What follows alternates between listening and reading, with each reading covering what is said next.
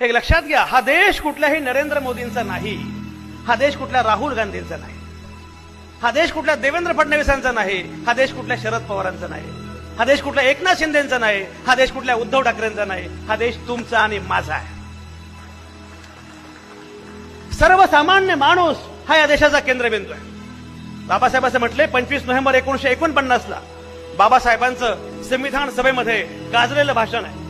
बाबासाहेब असं म्हणतात, राज्यघटना शेवटी कायदे, राज्यघटना शेवटी कायदे, कायदे मंडळ, कार्यकारी मंडळ, न्याय मंडळ असे अवयव देईल, पण त्या घटनेमध्ये प्राण भोगतील आम्ही भारताचे, we the people of India. सर्वसामान्य माणूस अत्यंत महत्वाचा. बाबासाहेब असं म्हणतात, एक वेळ अशी येईल की राजकीय नेते विकले जातील. काय होते बघा, बाबासाहेब द्रष्टे होते.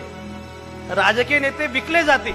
एक वेळ अशी येईल माध्यम आपली भूमिका विसरतील. एक वेळ अशी येईल उद्योजक रस्ता विसरतील, पण तरी सुद्धा लोकशाही सुरक्षित राहील. कारण माझा भरोसा नेत्यांवर नाही, माझा भरोसा उद्योजकांवर नाही, माझा भरोसा माध्यमांवर नाही, माझा भरोसा आहे इथल्या सर्वसामान्य माणसांवर.